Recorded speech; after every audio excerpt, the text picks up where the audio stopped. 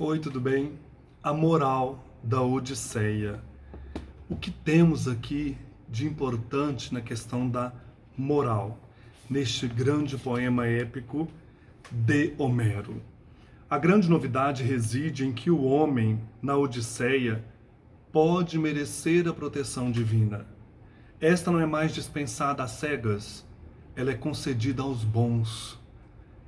Ainda mais, não é absolutamente necessária para agir.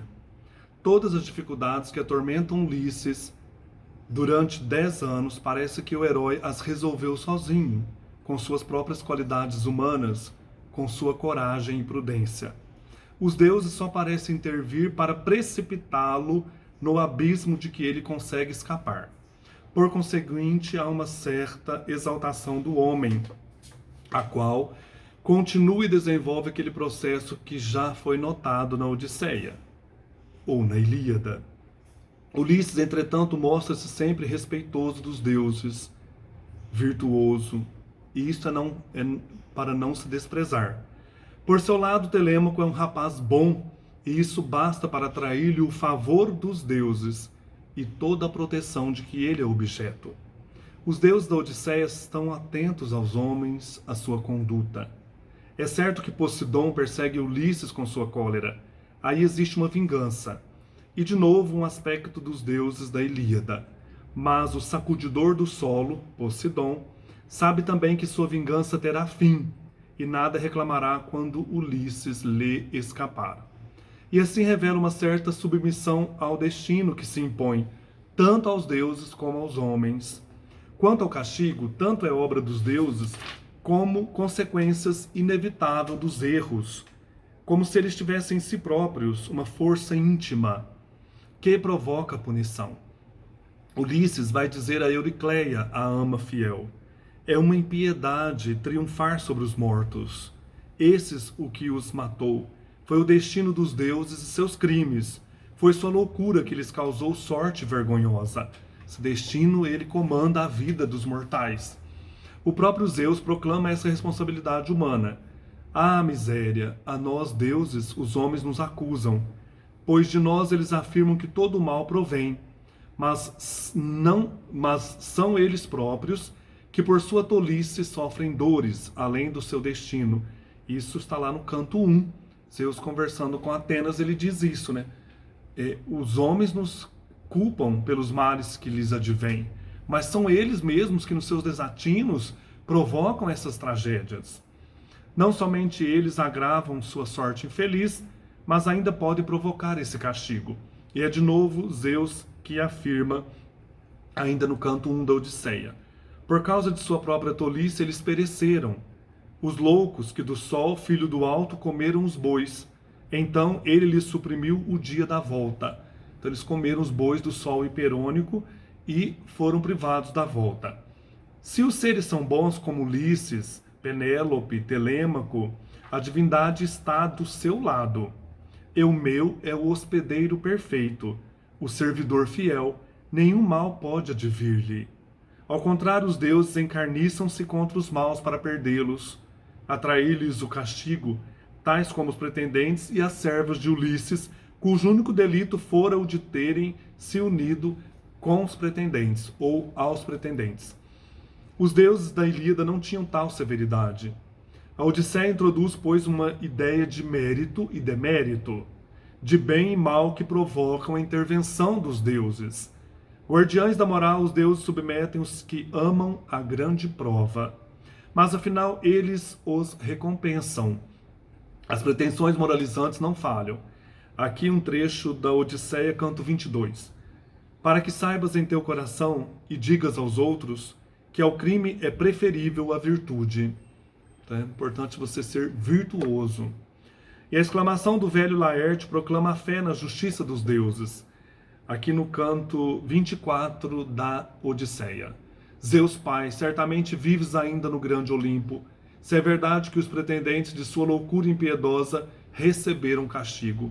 Laertes é o pai de Ulisses. Por conseguinte, ao contrário da Ilíada, chegamos a uma concepção otimista do mundo. O esforço dos homens não entra em choque com os deuses, mas condiciona a ação. há um progresso incontestável, uma confiança no homem em sua força moral.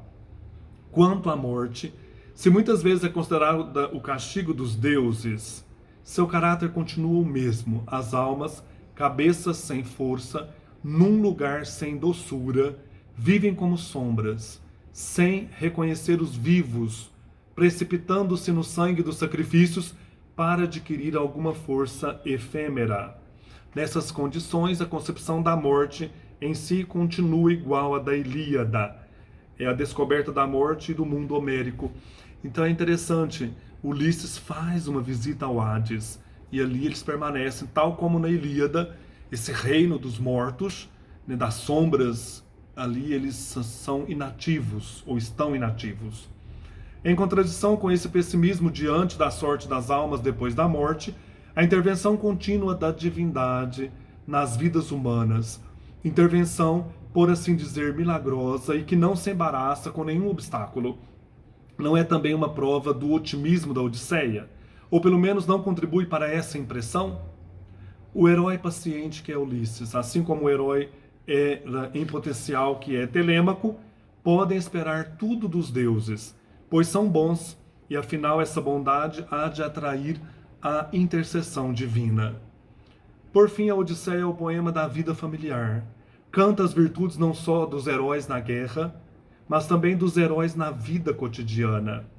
Em meio às suas provações, Ulisses só pensa na volta. Em sua solidão de 20 anos, Penélope continua sendo a esposa fiel e irrepreensível. No meio pouco recomendável dos pretendentes nesse ambiente tão equívoco, Telêmaco mantém-se o jovem piedoso. Os heróis são o esposo, a esposa e o jovem, mas são também um modesto porqueiro, um boiadeiro, uma ama. A fidelidade aos senhores, a hospitalidade para com os estrangeiros, da alma de uma donzela, eis as qualidades que celebra esse poema moralizador.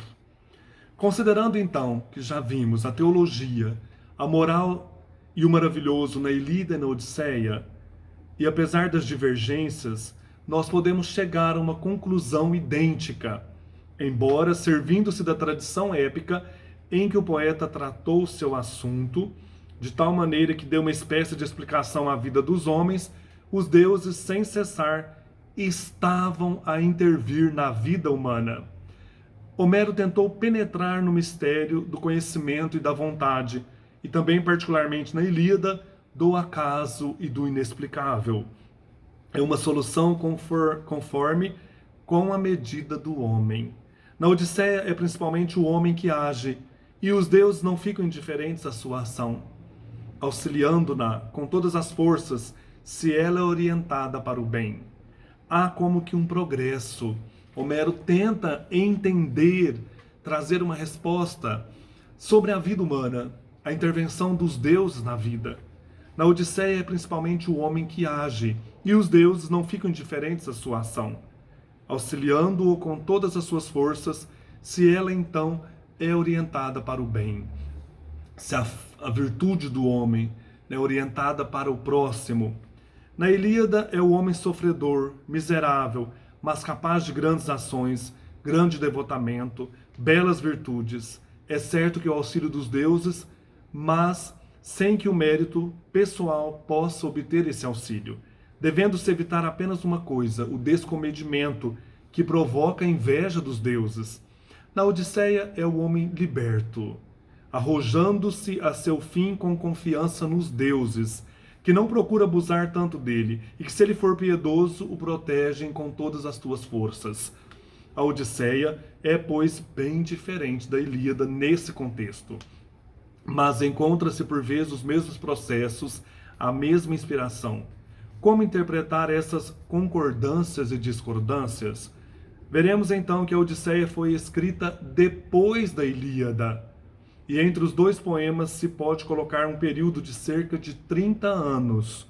A Ilíada, como já foi dito em outros vídeos, é a concepção de uma sociedade feudal, em que, no entanto, o homem inteligente, voluntarioso, tenta impor-se ao mundo ilógico e imoral.